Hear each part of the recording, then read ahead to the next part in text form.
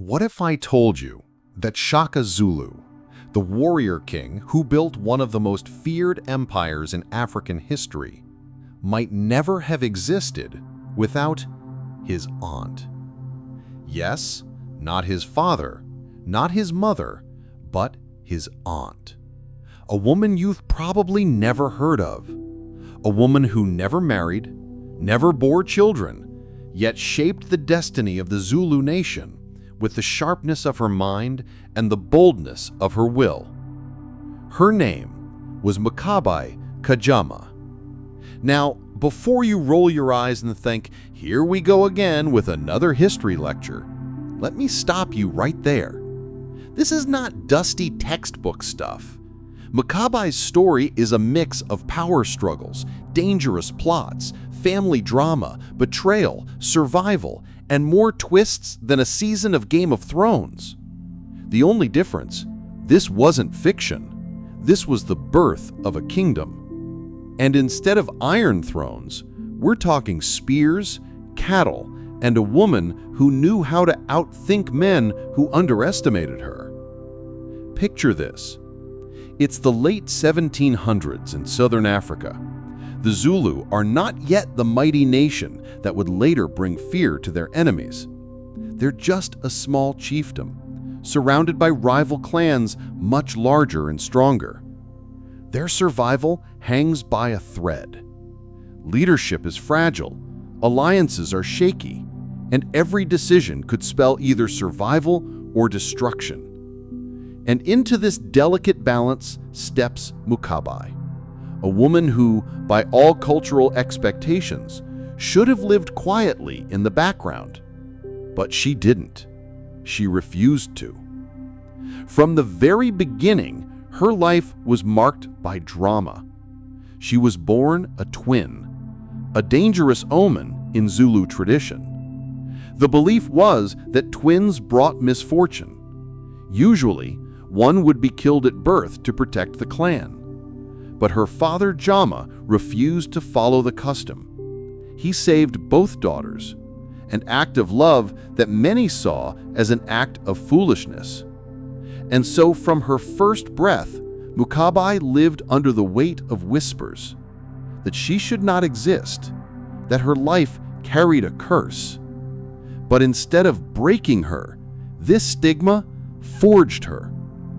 Fast forward a few decades, and this so-called cursed woman is calling the shots in the royal household. When her father died without leaving a male heir, it was Mkabayi who stepped in, manipulating marriages, arranging alliances, and ensuring that the royal line continued. She became the guardian of the throne, the architect of dynasties. And when a boy named Shaka eventually rose to power, it was partly because she had laid the groundwork for his very existence. But let's not get ahead of ourselves, because Mkabayi's story is not just about Shaka. It's about a woman who bent tradition, defied expectations, and outmaneuvered rivals in a world where men wielded the spears, but she wielded something far sharper: strategy. She was feared, respected, sometimes hated, but never ignored. Oral historians remember her as the woman who ruled without a crown, the queen who stood behind 3 Zulu kings, the Kingmaker who made sure her people not only survived, but rose to greatness.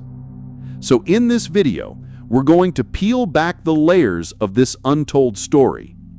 We'll step into the cattle crawls, the royal courts, and the tense battlefields of the Zulu kingdom.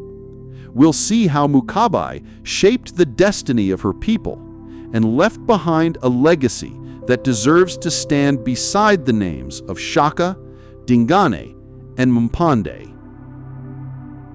Because here's the truth. History often remembers the warriors who spill blood on the battlefield, but sometimes the real power lies in the hands of those who never touched a spear. And if not for Mkabayi Kajama, the Zulu kingdom as we know it, and the legend of Shaka Zulu might never have been born. The story of Mkabayi begins, like many legendary lives, in the most unlikely of circumstances: her birth. She and her twin sister, Mama, entered the world in the latter part of the 18th century, daughters of King Mpande, the ruler of a small and relatively fragile Zulu chiefdom. But from the very moment of their birth, a shadow fell across their lives. Not because of who their father was or where they were born, but because of who they were together: twins. Now, in Zulu tradition at the time, twins were not a blessing. They were an omen. To give birth to twins was to give birth to misfortune. The belief was that two babies born at once created a dangerous imbalance, an offense to the ancestors, a curse upon the household and the nation. The usual solution? Grim as it sounds, one of the babies was killed, not out of cruelty, but out of fear. Fear that allowing both to live would invite ruin upon the people. And so, when Mkabayi and Mama let out their first cries, the whispers in the homestead began. One of them must die. One of them must go. The elders looked to King Jama, expecting him to uphold tradition, to make the painful but necessary choice.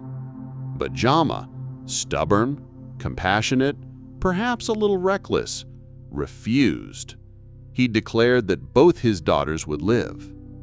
Against all advice, against all pressure, he protected them. This one decision would change the destiny of the Zulu forever. By saving Mkabayi, Jama not only defied his culture's expectations, but he also unknowingly preserved the life of the woman who would one day shape the course of his people's history. Still, at the time, no one celebrated. Instead, suspicion grew. People whispered that Jama's refusal would bring disaster. And at the center of these rumors was Mkabayi, the twin who should not have lived. Imagine growing up with that kind of reputation. Every time crops failed, every time cattle grew sick, every time an enemy clan raided, the people had someone to blame: the cursed twin. If you think family reunions can be awkward, picture little Mkabayi walking into gatherings where every elder side-eyed her like she personally caused the sky to withhold rain. It wasn't exactly the kind of childhood designed to build confidence. But here's the remarkable thing about Mkabayi. She didn't shrink under the weight of this curse. She grew sharper because of it. Living in the shadow of suspicion made her tough. It forced her to watch, to listen, to learn how people think and how power really works. She developed an instinct for survival, an instinct that would later blossom into political genius. Where others saw a cursed child, Mkabayi was quietly becoming something far more dangerous: a strategist. Her father's defiance of tradition also planted a seed in her mind. If Jama could break the rules to protect her, then perhaps rules weren't as unbreakable as people thought. Perhaps customs and traditions weren't chains, but tools. Tools that could be bent, reshaped, or even ignored if it meant protecting the royal house. This way of thinking would become Mkabayi's greatest weapon. Still, her childhood could not have been easy. Other girls her age were expected to grow up, marry, and build homes of their own. But Mkabayi, carrying the label of bad luck, was not exactly seen as prime marriage material. And instead of resenting this, she leaned into it. She embraced her difference. While her twin sister followed the traditional path, Mkabayi began carving out her own. We can imagine the tension. A little girl walking among her people, knowing they thought her very existence endangered them, but holding her head high anyway. She must have carried herself with a mix of pride and defiance, as if to say, "You think I'm cursed? Watch me." And watch they did. For all their suspicion, people could not ignore her confidence. They may have whispered behind her back, but in time they also began to respect her boldness. It's often said that people who grow up on the margins of society learn to see the world more clearly than those at the center. Mkabayi was exactly that kind of person. She wasn't the treasured heir. She wasn't the adored princess. She was the one everyone feared might bring disaster. But instead of breaking her, that fear sharpened her senses. It taught her that power wasn't always about strength or even about birthright. Sometimes power belonged to the one who could see the weaknesses in others and turn them into opportunities. In many ways, Mkabayi's childhood feels like the opening chapter of a great epic. The tension is already there. The cursed twin, the defiant father, the suspicious people. The stage is set for a life of conflict. And yet, within that conflict lay the seeds of greatness. Because as much as people feared Mkabayi, fate, or perhaps the ancestors themselves, had plans for her. She would not remain on the sidelines. She would step into the very heart of Zulu politics. And the girl who should not have lived would become the woman without whom the Zulu kingdom might never have risen. But we're getting ahead of ourselves. For now, remember this. Mkabayi was born into whispers of doom, raised under the heavy eyes of a suspicious nation, and yet, somehow, instead of collapsing, she thrived. She learned to bend fear into respect and suspicion into authority. She was forged in the fire of tradition and came out not as ash, but as steel. For as Mkabayi grew older, fate would hand her a challenge that would determine not only her future, but the survival of the entire Zulu royal line. As Mkabayi grew into womanhood, one thing became clear. She was not like the other young women of her time. In Zulu culture, marriage was not only expected, it was essential. A woman's worth, in many eyes, was measured by the strength of the alliances her marriage created, the cattle exchanged as lobola, and the children she bore to extend her husband's lineage. To remain unmarried was not just unusual, it was almost unthinkable. Her huts, her cattle, her followers. She was, in many ways, a queen without a crown. This independence immediately set her apart. People whispered about her, yes, but they also began to respect her. For in a world of warriors, cattle, and chiefs, Mkabayi showed that leadership was not confined to the battlefield. It could be earned through shrewdness, courage, and an unshakable sense of purpose. While others wielded spears, she wielded something sharper, her mind. Her intelligence was obvious from an early age. She had a sharp tongue, a keen eye for detail, and an ability to read people that was almost uncanny. Where others saw situations, Mkabayi saw strategies. Where others saw enemies, she saw opportunities for alliances. It was said she could look at a gathering of men and immediately know who was trustworthy, who was ambitious, and who would eventually turn against the throne. It was a gift, and perhaps also a curse, because such clarity brought not only respect, but fear. Let's pause here for a moment. Imagine the courage it took for her to choose this path, to never marry in a society where marriage was practically a law of life, to claim a homestead as her own when no precedent existed, to gather followers, male and female, who saw in her a leader worth respecting. This wasn't just bold, it was revolutionary. It was like rewriting the rules of the game while still being expected to play by them. But Mkabayi was not merely trying to prove a point. She had a deeper purpose. She could see that the survival of the Zulu line, her family's dynasty, was fragile. Her father, Jama, had left no strong male heir. Her half-brother, Senzangakona, would need help if the royal house was to endure. And Mkabayi, who had grown up knowing what it meant to be underestimated, was ready to take on that role. From her homestead, she began to move pieces across the chessboard of Zulu politics. She arranged marriages for Senzangakona, not out of romance, but out of strategy.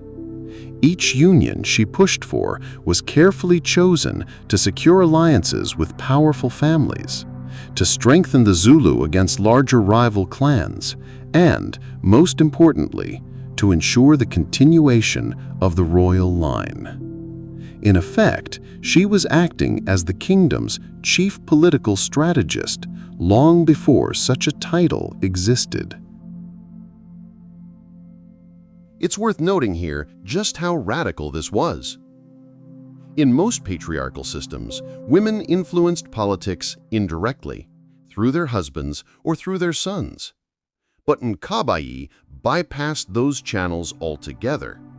She didn't wait for a husband to give her influence, nor did she need to bear a son to claim power.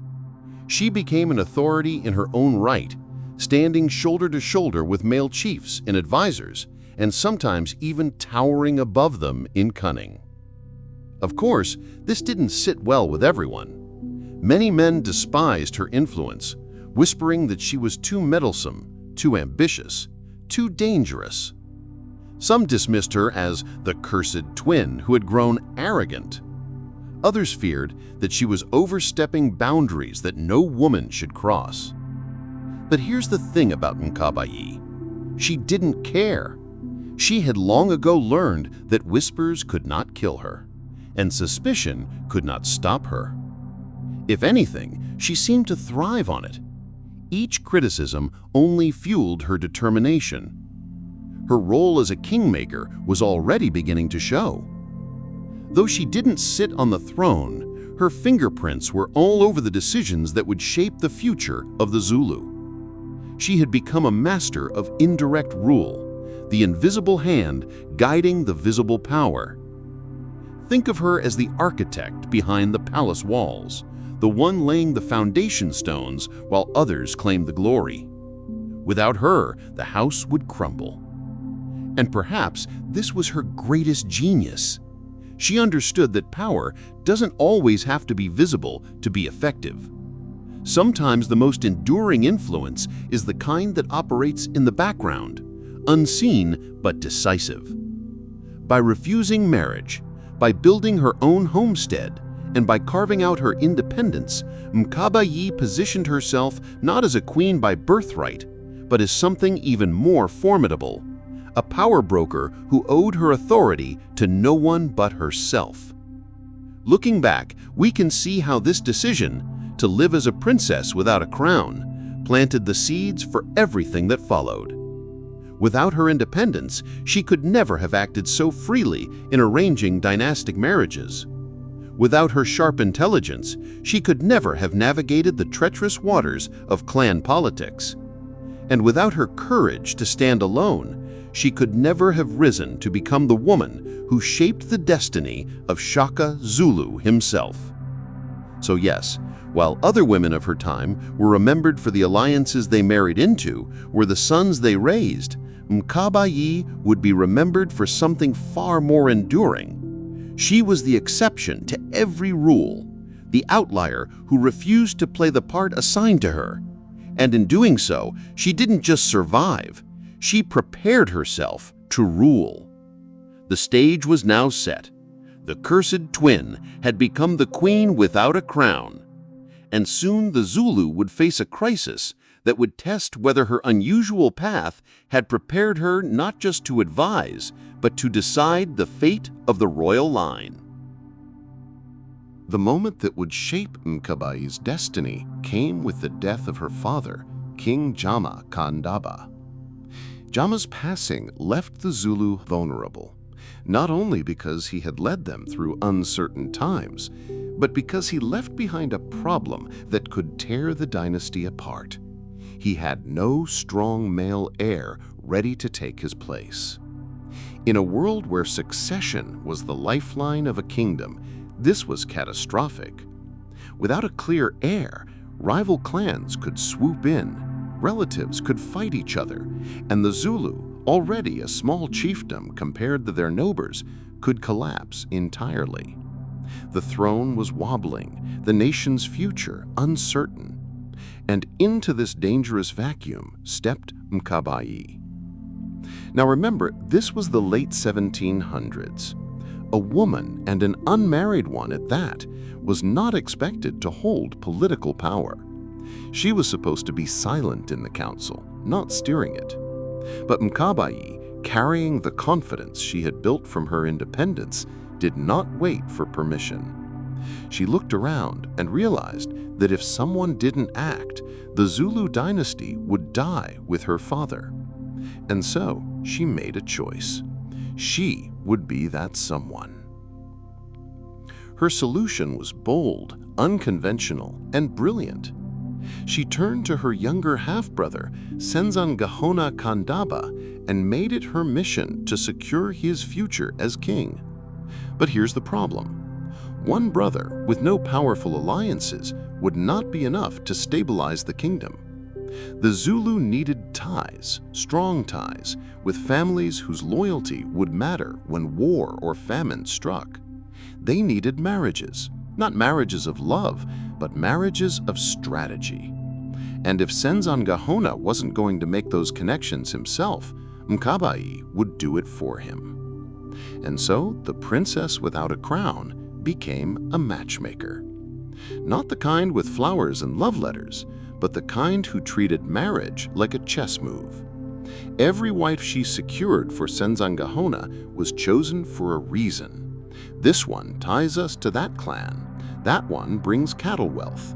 This one ensures the bloodline is protected. Her approach was deliberate, precise, and coldly strategic. Think of her as the original LinkedIn, networking dynasties before it was cool.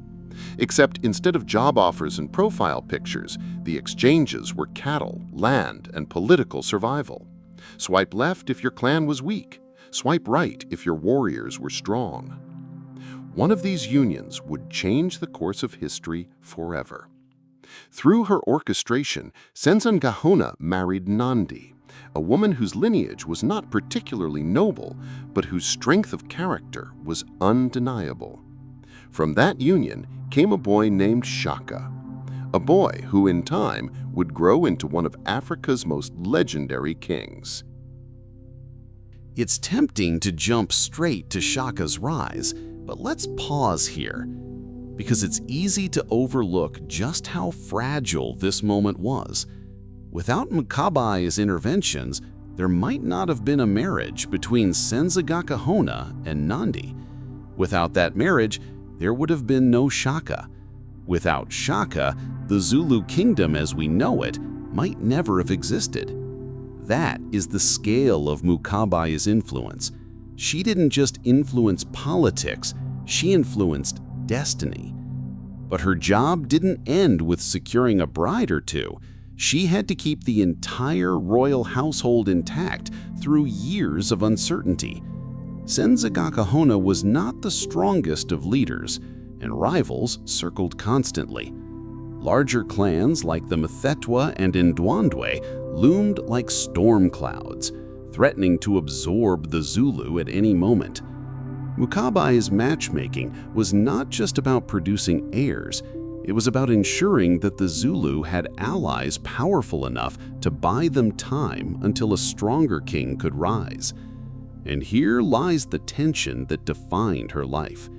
Every move she made was a gamble.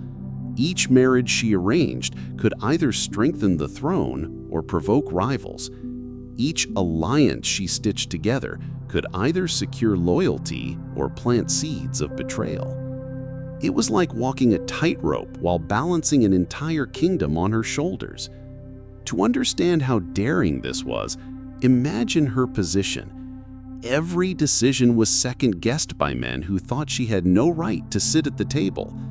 Every failure would have been blamed on her being the cursed twin. Yet she pressed forward anyway determined to hold the dynasty together by sheer force of will.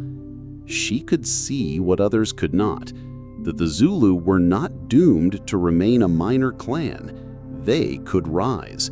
But first, they had to survive. This period, often overlooked in history, was in fact the crucible in which the Zulu kingdom was forged. And Mkabayi was at the center of it. Without her political matchmaking, the royal house might have fractured.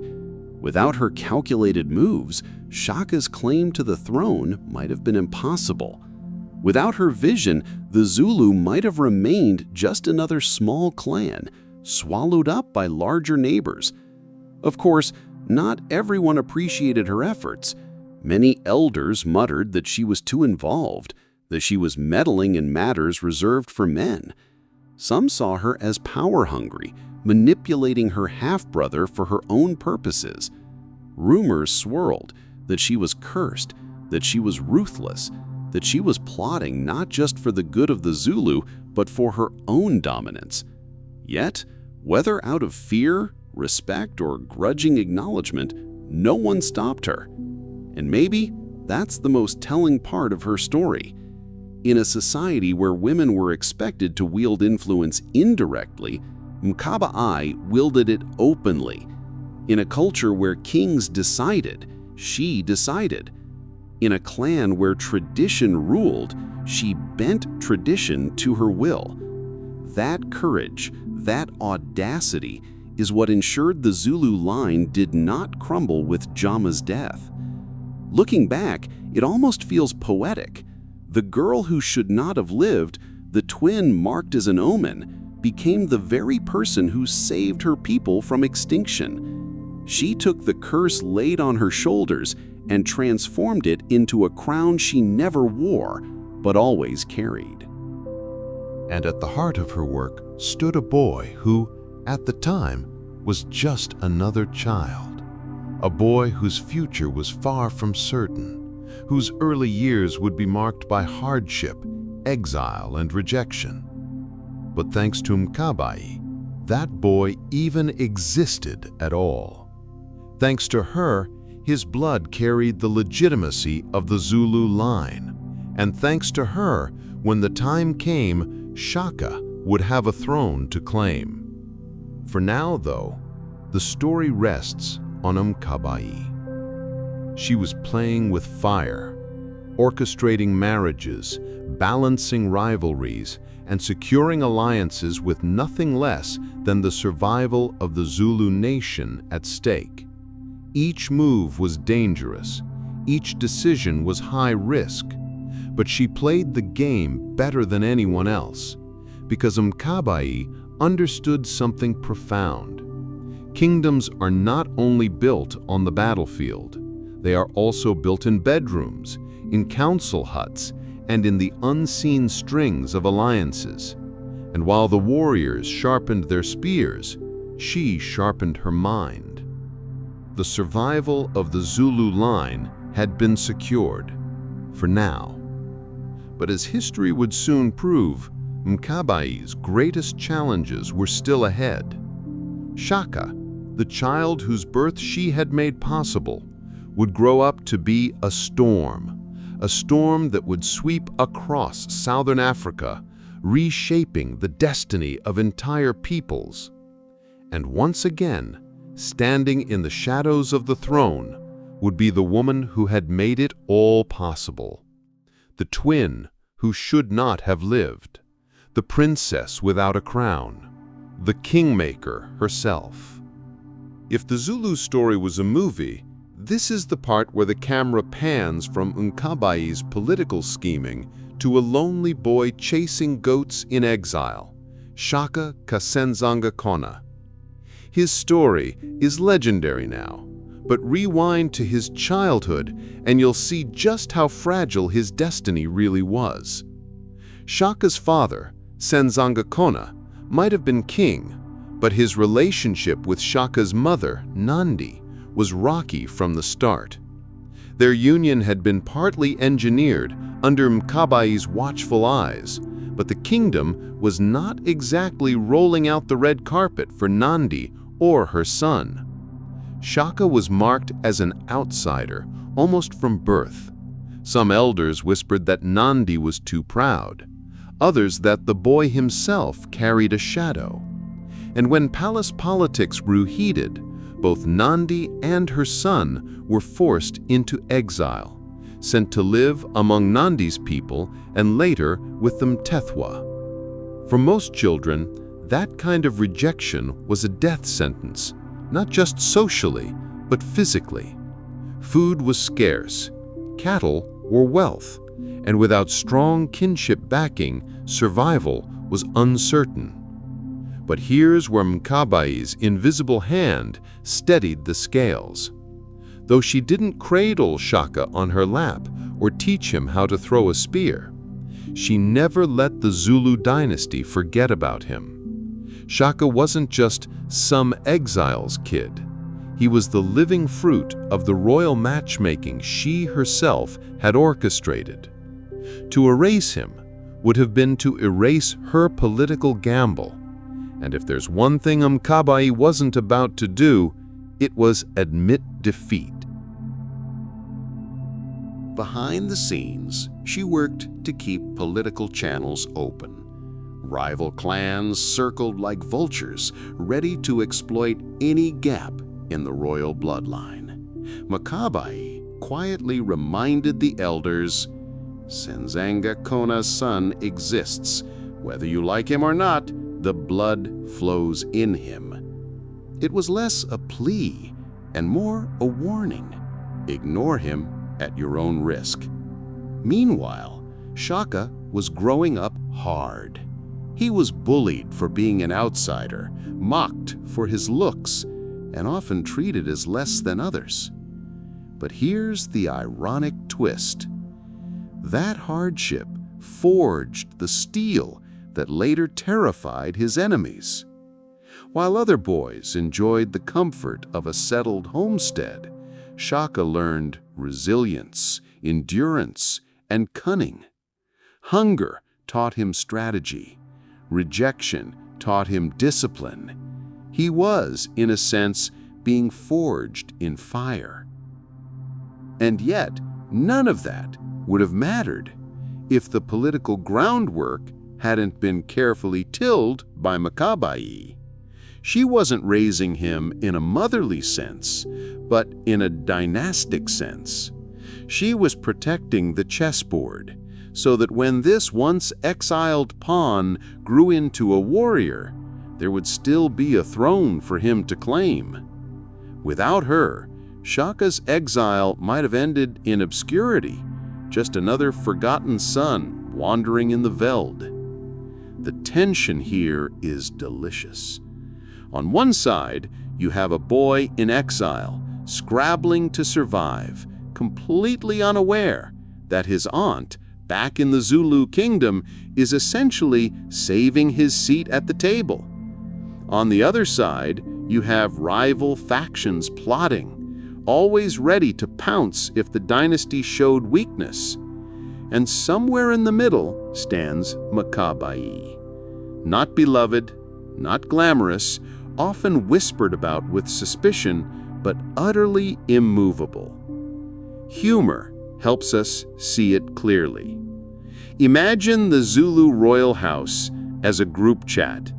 Every other elder wants to remove Shaka from the group, but Mkabayi keeps re-adding him. He's the son of the king. Deal with it. That persistence, that refusal to let the line collapse, kept Shaka tethered to the destiny that would one day make him king. By the time Shaka was sharpening his military skills under the Mtethwa, Mkabayi's long game was nearly ready to pay off. She had preserved the royal line, outmaneuvered enemies, and ensured that when the winds of succession shifted again, the boy everyone had once dismissed would have the credibility to return, not just as an exile, but as a legitimate heir. And so, while history books often leap from Shaka's troubled youth straight into his rise as a fearsome general, the truth is that the bridge between those two worlds was Mkabayi. She was the quiet, stubborn force holding the dynasty together, making sure the future king had something worth coming back to. Because destiny is never automatic. It needs guardians. And in this case, the guardian was a woman who never married, never bore children of her own, but who raised a king by safeguarding the very system that had once tried to cast her aside. When King Senzanga died around 1816, the Zulu throne didn't pass smoothly like a well-planned inheritance.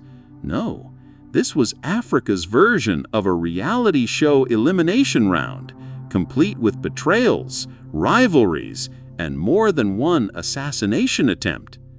At the center of the storm was none other than Princess Mkabayi, the ever-watchful aunt who had been preparing for this moment for decades. The official heir was Sigujana, Senzangakona's son. By tradition, he should have taken the throne with minimal resistance. But here's the catch. Succession in the Zulu kingdom wasn't just about bloodlines. It was about strength, alliances, and, let's be honest, who had the most cunning aunt backing them. And in this arena, Shaka, though technically an outcast, had the one weapon that Sigujana could never match: Mkabayi's political genius. Let's rewind a little. Remember, Shaka wasn't even raised in his father's household. He grew up in exile with his mother Nandi after Senzangakona cast them aside. He had endured humiliation, poverty, and the constant reminder that he wasn't wanted. But he also trained as a warrior under the Ntethwa paramount chief Dingdizwayo, where he earned a reputation for brilliance in battle. Still, none of that would have mattered if he had no way back into the Zulu royal house. And that's when Mkabayi stepped in, again. When Senzangakona died, Mkabayi knew the Zulu kingdom was fragile. Rival clans were circling like vultures. The wrong choice of king could see the Zulus swallowed up by bigger neighbors. Sigujana, young and inexperienced, didn't inspire confidence. And here's where Mkabayi's instincts kicked in. She quietly began maneuvering to bring Shaka home, the boy she had once ensured was born through her matchmaking schemes. It was almost poetic, like planting a seed decades earlier and finally watching it grow into a towering tree.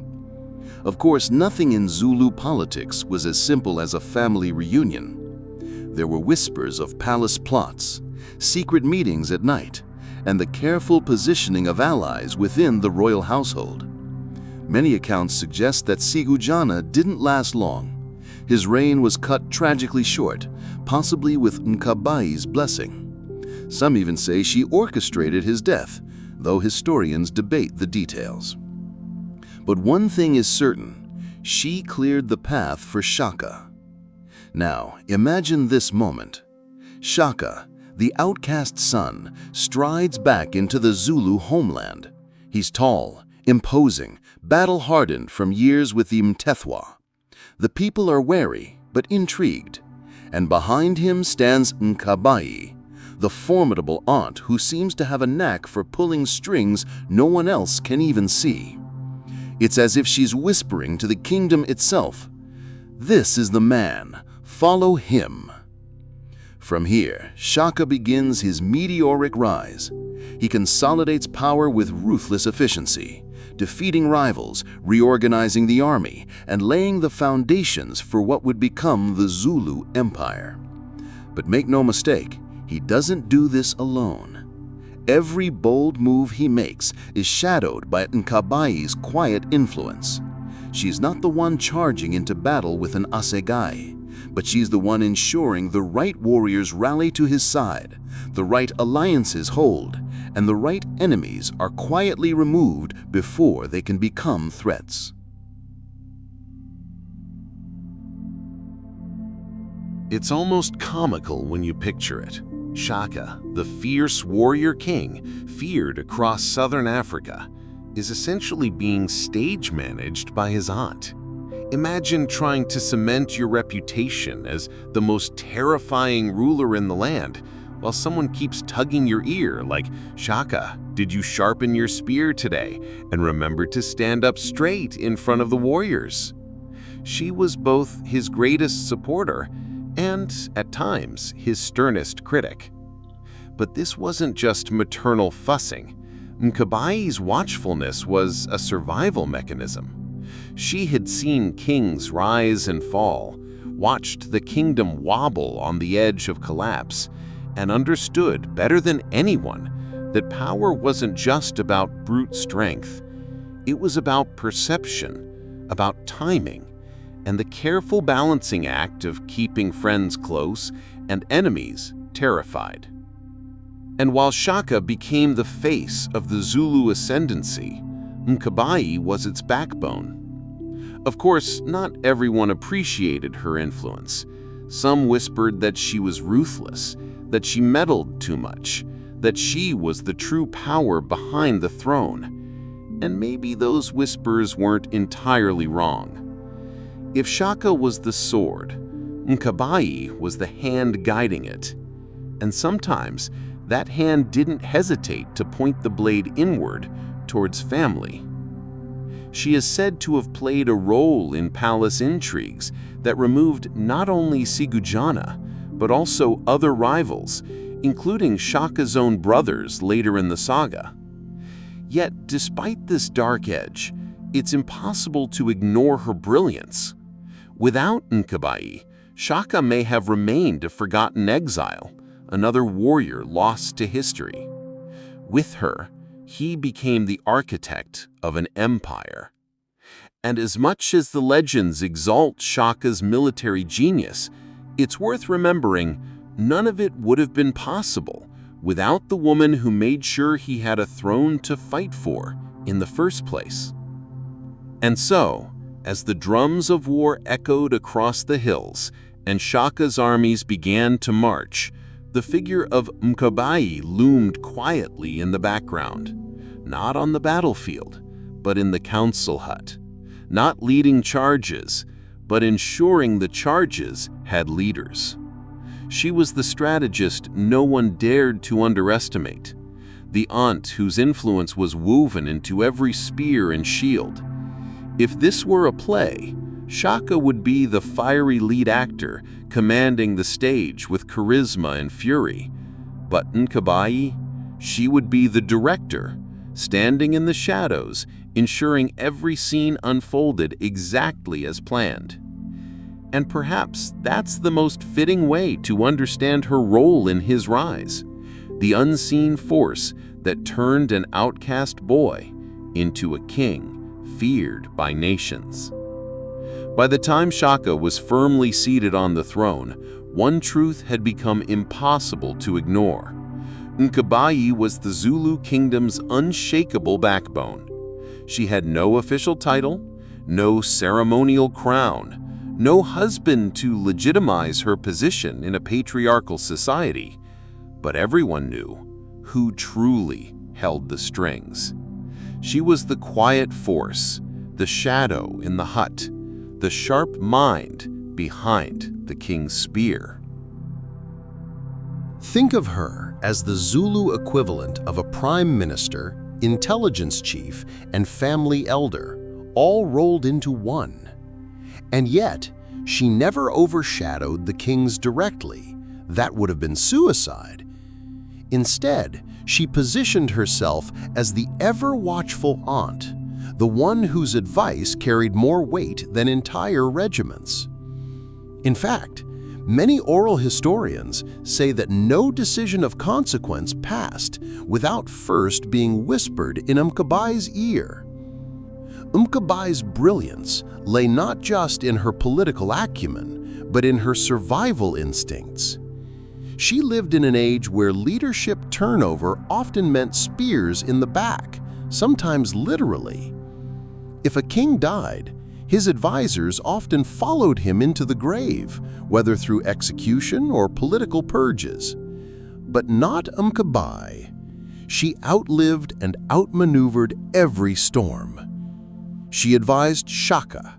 She advised Dingane. She even guided Mpande, Shaka's half-brother who rose after Dingane's bloody downfall. That's 3 successive Zulu rulers, all tied together by the unbroken thread of one woman's counsel. It's like being the only cast member in Game of Thrones who somehow survives every season finale. Of course, this survival wasn't because people didn't try to get rid of her. Whispers of assassination plots swirled around her constantly. Some men saw her as a threat to tradition, others as a destabilizing force, and still others just couldn't stomach the idea of a woman wielding that much influence. But she had cultivated an aura that made her untouchable. Some feared her cunning, others respected her loyalty to the royal house. She was too important to kill, too connected to undermine, and too sharp to deceive. One oral tradition paints the image perfectly. To strike Mkabayi was to strike the sun itself. You would only burn yourself. Mkabayi also had a reputation for being ruthless when necessary. While she rarely took up a spear herself, she was known to whisper in the right ear, point out the right weakness, or arrange the right alliance that removed her enemies from the board. It wasn't raw violence, it was strategy, and it was brilliant. Yet what makes her fascinating isn't just the cold calculation. It's how she balanced that with deep loyalty to her family and nation. She wasn't drunk on power for its own sake. She saw herself as the guardian of the Zulu line. She had chosen not to marry, not to have children, and poured all that ambition into protecting the dynasty. Her life was sacrifice wrapped in strategy. To the common people, she became a paradox, both feared and admired. Children grew up hearing her name spoken with a mixture of reverence and caution. She was not Princess Mkabayi in their songs. She was Queen of the Zulu without a husband. That nickname carried weight. It acknowledged her unmatched authority, while also reminding everyone that she had taken the unconventional path of ruling alone.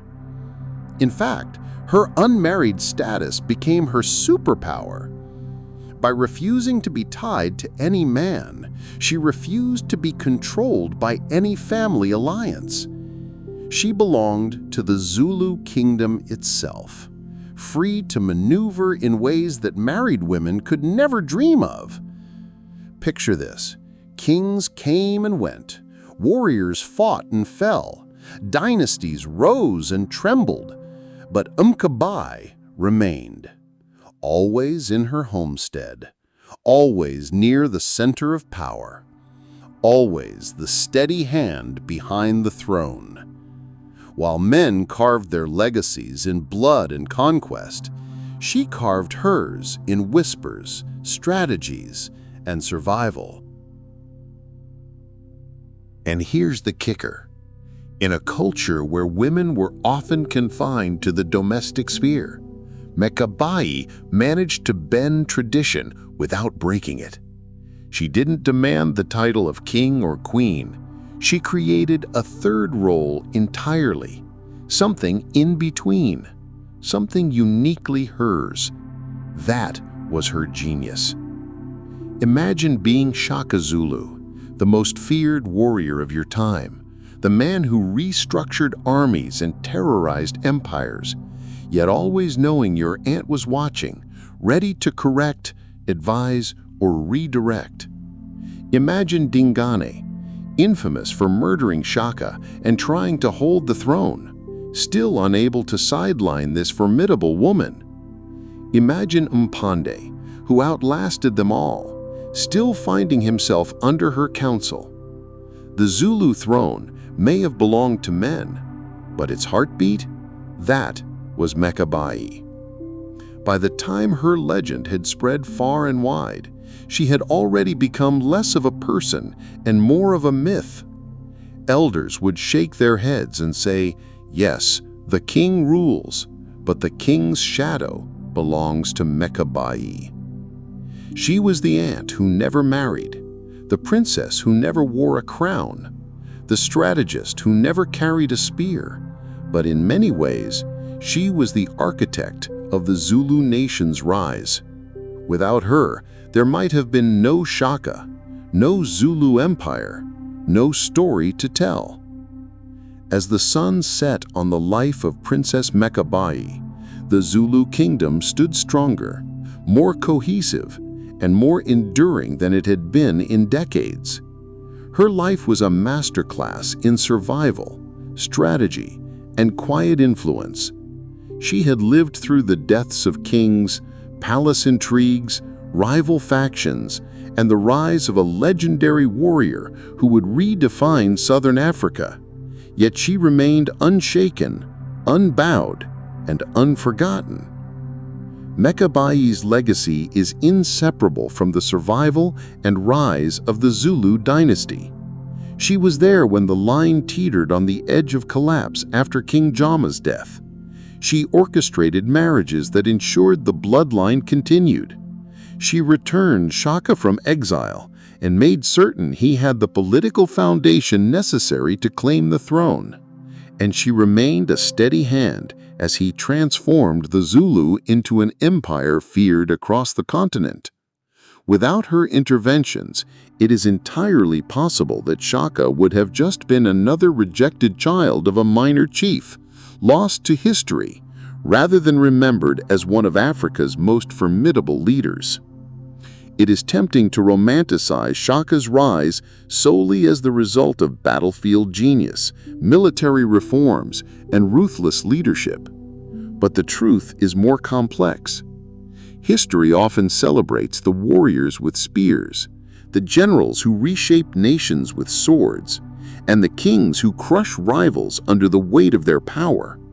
Yet in the shadows, Mkabayi wielded a weapon far deadlier than any blade: political cunning. She understood alliances, loyalty, and timing in a way that allowed the Zulu Empire to be built on a foundation that might otherwise have crumbled. Humorously, one might picture her sitting in a hut somewhere, shaking her head at historians centuries later. Yes, everyone's obsessed with the spears, but really, it was my matchmaking that won the wars. And in many ways, she would be right.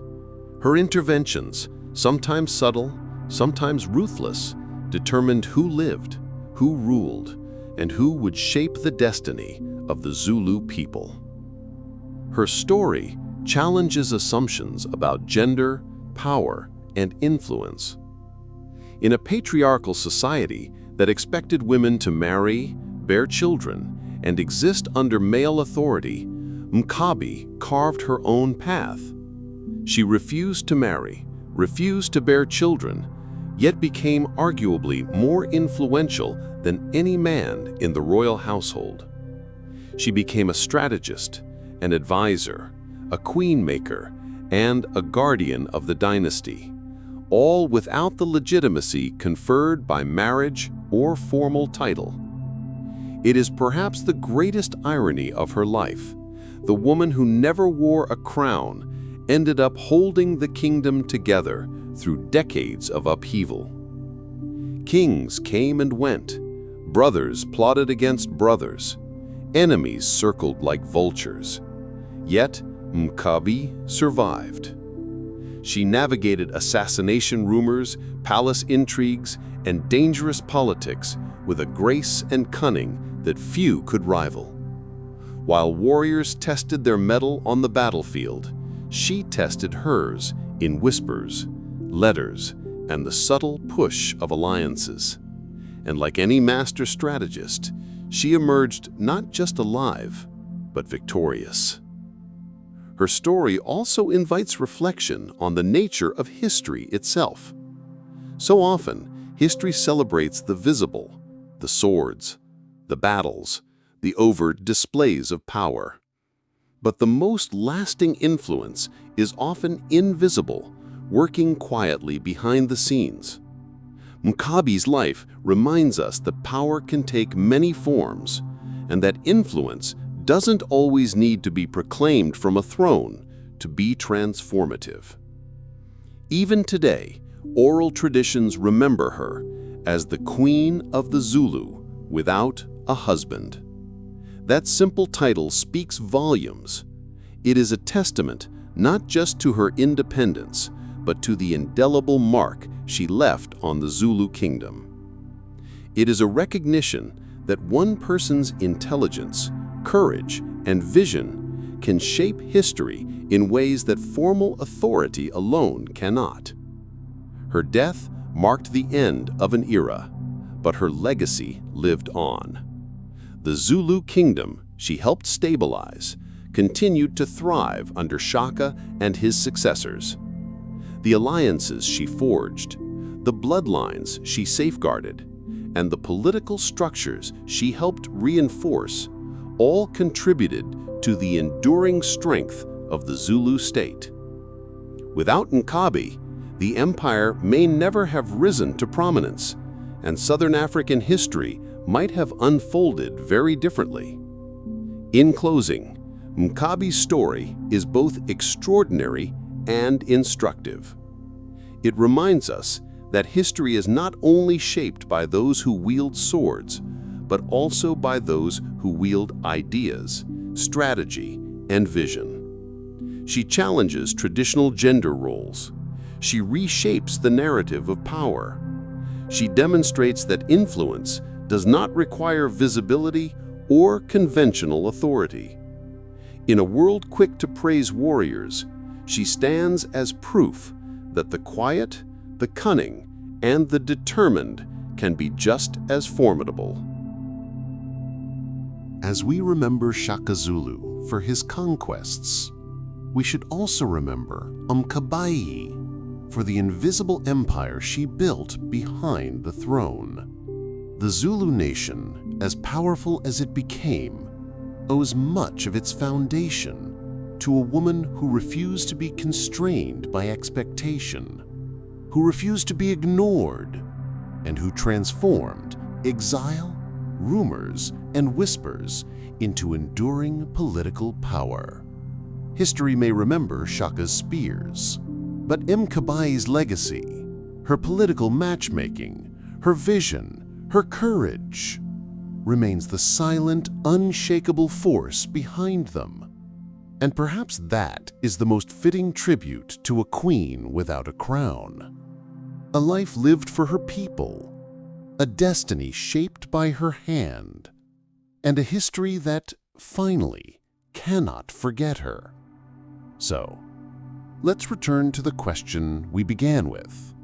Would there even be a Shaka Zulu without Mkabayi? Pause for a moment and think about it. The child born in exile, rejected by his father, scorned by society, and yet destined to become one of Africa's most legendary kings. How much of that destiny was truly his alone? Or how much of it was crafted, protected, and guided by a woman who refused to play by the rules of her time? Mkabayi's story reminds us that history is rarely shaped by a single figure acting in isolation. While swords and shields dominate the narrative of conquest, unseen forces often make the difference between survival and oblivion. Mkabayi was that force. The strategist who maneuvered marriages, secured bloodlines, and outlasted kings. She was the architect of alliances, the guardian of dynasties, and the quiet hand guiding the rise of the Zulu Empire. every decisive moment in Shaka's life, from his birth to his ascension, bore the mark of her influence.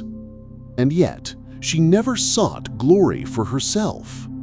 She never demanded a crown, never married, and never bore children of her own. Her power was unconventional, almost invisible, yet unshakable. In a world where authority was measured by spears, Mkabayi wielded the deadliest weapon of all: political cunning. She survived assassination plots, palace intrigue, and the shifting tides of favor, all while ensuring the Zulu lineage remained intact. To be feared and respected at the same time is a rare feat, and she achieved it without ever sitting on the throne. Imagine the paradox. The twin who should not have lived according to tradition became the woman who shaped an entire empire. A child once considered an omen of doom, who grew under the shadow of suspicion, ultimately became the force that ensured history itself would remember her people. Shaka's conquests, Dingane's reign, Mpande's rule, all of it flowed from the groundwork she had laid decades earlier. She was the unseen queen, the quiet strategist, the power behind the throne. And in the story of the Zulu, she is as essential as the warriors and kings whose names dominate history books. Her life also challenges us to rethink our understanding of influence and leadership. Mkabayi shows us that leadership doesn't always require a title, a crown, or visible authority. Sometimes it is the unwavering, unseen dedication to purpose, the courage to act when others hesitate, and the intelligence to navigate perilous political waters that leaves the most lasting impact. In Mkabayi's hands, the survival and rise of the Zulu Empire became not a matter of chance, but a carefully guided destiny. As we reflect on her remarkable story, one cannot help but feel a sense of awe at her vision, her resilience, and her courage. She was the architect of destiny, the guardian of bloodlines, and the quiet storm behind Shaka Zulu's rise. Her legacy is a testament to the power of intellect over brute force, strategy over impulse, and foresight over tradition. In a society where women were expected to be silent, she spoke through action, ensuring that the voice of reason and cunning prevailed over chaos. So the next time you hear of Shaka Zulu, remember this: the empire he built, the legends he inspired, and the fear he struck into the hearts of rivals, all owe a silent debt to a woman who never married, never bore a crown, and yet shaped the very course of history. Mkabayi was the twin who should not have lived, but instead she gave life to an empire. And if this story captivated you, there are countless more hidden tales waiting to be discovered. Stories of cunning, courage, and characters who shaped kingdoms, sometimes from the shadows. On Hidden Kingdoms and Legends, we bring history to life, revealing the untold figures who influenced the world in ways history almost forgot. So join us for the next journey into the past. Discover the rulers, rebels, and visionaries whose stories are stranger, more thrilling, and more profound than fiction. Because history isn't just about what's written in textbooks, it's about the hidden hands, the unseen architects, and the audacious figures who dared to shape their worlds against all odds. Mkabayi's story is a reminder that legacy is not measured by titles, power, or wealth alone, but by the courage to act, the vision to plan, and the determination to see your people and your lineage thrive, sometimes from the shadows, often without recognition, but always with enduring impact. And so, let her life inspire you, the twin once feared, now immortalized as the woman who made a king, forged a nation, and left a mark on history that will never be erased.